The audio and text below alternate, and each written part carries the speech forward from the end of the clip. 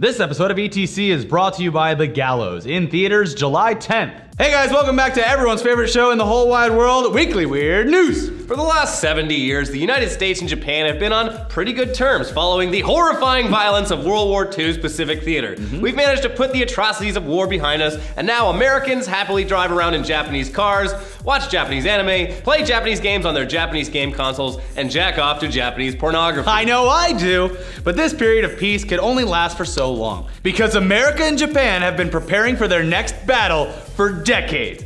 A battle not fought with guns and tanks and planes, but with our testosterone-fueled imaginations and lots of metal, because America and Japan are gonna have a robot fight. Yes! Yes! Well, it's actually, technically it's a mech suit fight if you want to be really specific, Dork. but it's just perfect. Yes. I mean, who loves mechs more than America and Japan? No one. Nobody! So this all started about a week ago. When Megabots, an American company that makes actual real-life mech suits, challenged Suitobashi Heavy Industries, a Japanese company that also makes real-life mech suits, to a fucking duel. It honestly sounds like a company that's made out of a movie. Just like, They're what real. are we gonna call it? In their challenge video, the makers of Megabots showed off their Mark II mech while draped in American flag capes, and while acknowledging that Suitobashi's Kuritas came first, demanded a mech suit fight to determine once and for all which country is the best at building pointless yet awesome bullshit. And Suitobashi quickly responded that yes, fuck yes, they will accept this challenge, damn it, because mech robots are the most Japanese thing ever, and they'll be damned if some stars and stripes waving fuckboys are gonna beat them at their own game. All right, wait, we're the stars and stripes loving fuckboys. Anyways, Suitobashi CEO Kogoro Kurata told Megabots, "Organize the duel, we'll be there," and also said that there needs to be melee combat in this fight if they really want to see who's best. We're not sure if that means that the paintball gun on the Mark II and the BB gun on the BB gun, yeah, it's gonna go right through the holes that they made to see through. Anyways, the BB gun on the Kuritas won't be involved in the fight, but whatever. I want to see a giant mech punch another giant mech right in the face. Please. Yes, but also fire the paintballs and stuff. That'll be cool too. Yeah. So no date has been set, but Megabots is saying that the fight will go down in about a year. Also, no location has been set yet either, but I'm thinking maybe a halfway point between the continental US and Japan would be fair. Maybe Hawaii? What? Specifically No, Pearl Harbor? No, don't say it, Elliot. Okay, what are you saying? Probably not, but we'll see. We'll see, it could happen. All right. Sure. Anyway, speaking of Japan and their weird obsession with robots, which is totally different from our awesome obsession with robots, they recently decided to introduce some marriage equality of their own by celebrating the first ever robot wedding. Yes, two robots married each other, and we're all going to hell. Yeah. I mean, it wasn't like a legal wedding, I think, but there you go. There's a creepy humanoid female robot marrying some shitty-looking trash can robot who looks like it was discarded from the set of a 1940s sci-fi movie. Hey, he has a good heart. She's clearly only interested in him for his money. Yeah. Or maybe he has a really big robo-dick. I mean, his lips, like a car piston? Yeah, his lips extended like 1.5 feet from his face kiss her? for their kiss. So it wouldn't shock me at all if his dick is just like massive. Anyways, no, this is not a real wedding. It's actually an event staged by a performance art collective. But over 100 people paid around $80 to see it all go down, so this is clearly something the Japanese are into. And I am worried. What about our morals? Who took God out of Japan? I don't know, Elliot, let's just hope that the Kuritas and the Mark II don't disappoint everyone by getting married instead of fighting to the death, because that would just be what a bummer. The worst. They need to kill each other and the people inside. And anyone watching. The only thing left are the cameras rolling on the whole thing. No one said mech fighting was gonna be some clean thing. It usually only happens when an entire city has already been destroyed. Yeah, there you go. Anyways, let's hop over to another part of Asia where weird shit is going down. Malaysia. Tip. Get up, he's on the ground. That's the worst joke of all time. Anyways, police just caught probably the most prolific female undergarment thief of all time. A real panty snatcher. In the city of Penang, a 32-year-old man was caught literally red-handed when he was witnessed snatching a red bra off of a laundry line. A red bra that had specifically been placed there as bait to catch whoever had been stealing everyone's underwear from the whole building for an indeterminate length of time. You could see where my mind went when you said red-handed and stealing underwear, right? Because that's disgusting. Oh! No, well, now But it wasn't that. It wasn't that. Christ. Anyways, we're gonna assume that he'd been up to this for a while because when police searched the man's apartment, they found over 1,000 undergarments all neatly hung up and folded in his closet. 1,000.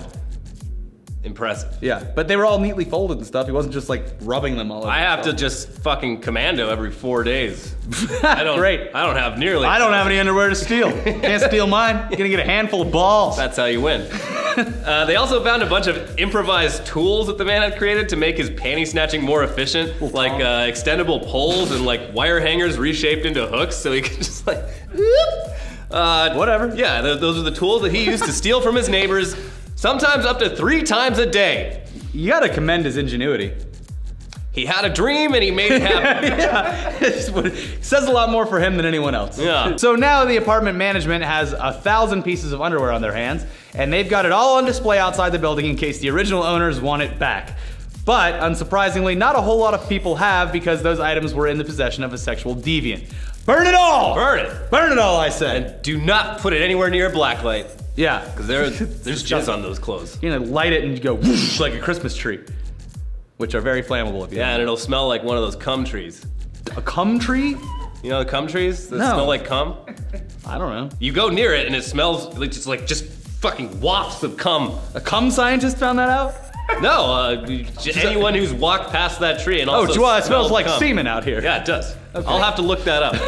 Yeah, well, please. There is a cum tree. Okay. Here in California. Anyways, let's head over to Canada, specifically Calgary, where their annual Calgary Stampede event is currently taking place. Yahoo! Yeah. That's what they all say.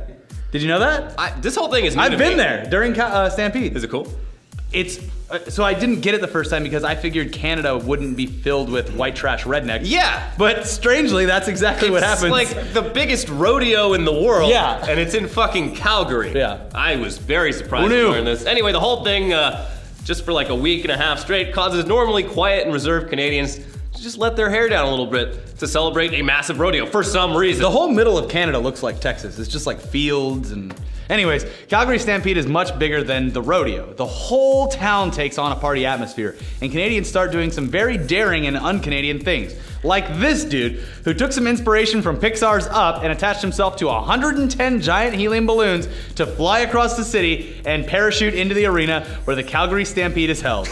Wow. Yeah, He's like the fan man, except he didn't succeed on the last part Okay. due to wind. He missed the arena. That's probably safe. He could have landed on a bull and had a horn go up his ass. And then he would or have the something. world record for longest bull ride. But he was up in the air for a long time, and he got plenty of attention from people on the ground, which is exactly what he wanted. The whole thing was basically a publicity stunt to advertise his cleaning products Oh, company. good.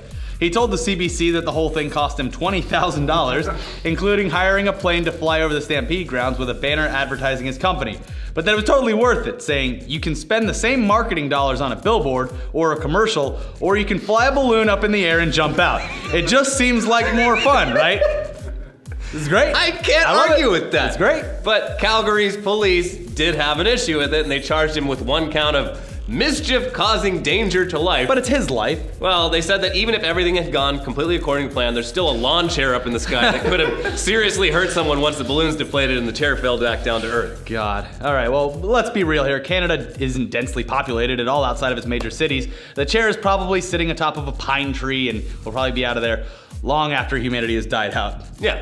The aliens will come to Earth and be like, what the hell's that? How'd that chair Nothing get up to there? see here, just a chair on top of a tree. Yeah. Anyway, speaking of humanity dying out, I'm sorry, but we've got to school you people again about fake bullshit news stories floating around the internet that dozens and dozens of you tweet at us, despite their sources being notorious liars that we've already You're told a you about. liar! So anyways, we wanted that story about the McDonald's employee putting his mixtape in Happy Meals to be real. We really, really did. Unfortunately, the source who first reported the story, which was then picked up by actual news sources and reported as fact, was Hustlers.com, a site that anyone with half a brain cell can figure out as one of those shitty satire news sites trying and failing to be the next Onion. Just look at some of these recent headlines.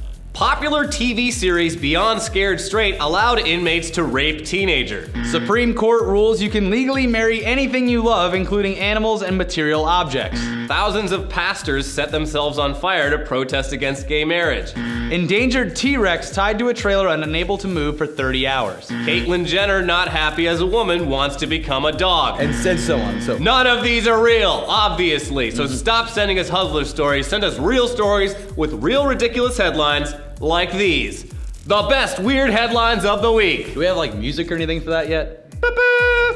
No. All right, great. Fanfare. Led by pirates, Iceland legalizes blasphemy. So there's a party, a pirate party, Yeah. a political party. Sounds like a fun party. Yeah. Mostly about like internet rights and shit like that. But Not cannons. no. and swashbuckling. They're not actually pirates. We need more swashbuckling. As far as I know. All right. But apparently blasphemy was illegal in Iceland since the 40s. You couldn't say bad things about Jesus or you could go to jail. Yeah. So probably good that they got that off the books. You All fucking right. weird people over in Iceland. You goddamn elves. Yeah, perfect society. up Inbred there. elves. Yeah, great society up there. You They fucking didn't bail out the banks. They had a woman president. They drink whale testicle beer. That's true. Police confiscate World War II tank hidden in cellar. Where? Germany. Oh, ooh, yeah, that's Some bad. rich old German dude had a bunch of like decommissioned World War II like vehicles just in his house. Call me old fashioned. My favorite quote was like from the mayor of the town. He was just like, you know, some people's hobbies are, you know, steam trains. Some people's hobbies are old military vehicles. Did he have a tank in his basement? Sure. Was he gonna use it? Maybe. He's like, oh yeah, we've known about that for a while. He was driving that thing around during the blizzard of '78. Perfect. Florida wildlife officials looking for tattooed woman seen riding sea turtle. What? Terrible. Yeah. Don't ride sea turtles. That's They're very beautiful mean. creatures. Yeah. It wasn't even in the water too. It was like on the beach. Ugh. Probably trying to get back in the water. She's just like, They are a protected species. They are. Can't fuck with them. Man distracts beer pong opponent with gun, but accidentally shoots 2 people. This is America, right?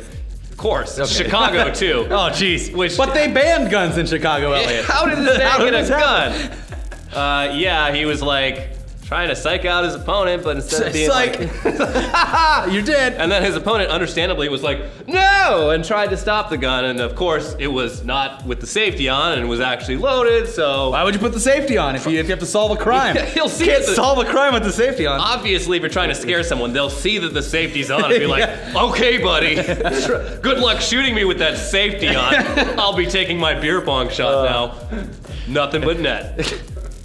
Chinese state media shows Gundam as evidence of Japanese military aggression. They're right. Yeah, yeah. And they're right. As Yeah. we previously told you minutes ago, the Yeah. Japanese are building Gundam. All right, we gotta burn through these next few. 'Cause we have But to go to they did show Comic-Con. a montage of military shit. Yeah. Like actual military shit. And then the Gundam footage. Interspersed with footage from Gundam. Yeah. As if it was a real thing. Now let's get through these last ones. We have to go to Comic-Con today. Senate gifts bong to Oregon lawmaker. It makes sense. It's all legal and everything up there. And They everyone in legalized Oregon it, then they they're all get wearing to enjoy the flannels spoils and whatnot. Yeah. All right, next up. Austrian teacher receives warning after killing rabbits in front of class.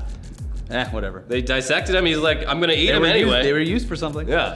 Florida's oldest tree burned down by woman smoking meth beneath it. It was 3,500 years old. It was the tallest tree in America, east of the Mississippi, and the 5th tallest tree in the United States. And a woman decided to smoke In meth Florida. underneath it. And it's I'm just so gone. ashamed of my home state forever and ever and ever. So sorry, tree fans. This one's gone, but at least someone was able to get high. All right, anyways, if you want to meet us at Comic-Con, I don't know why you ever would after what we've just done to you. Go to the Xbox Lounge at 6 p.m. to 8 p.m. on Friday. It's in the Hyatt, I think. Yeah. It's the Xbox Lounge. Bring your Comic-Con badge. You have to get in with a Comic-Con badge. So if you don't have one, tough shit. Just drive up to LA and hang out with us. Is that No, it? don't. Actually, don't do that. Don't do that. Don't do that. Don't do that. Check out Tech Tuesday. We also make fun of kids. Fuck kids. Yeah. What was that, 30 minutes?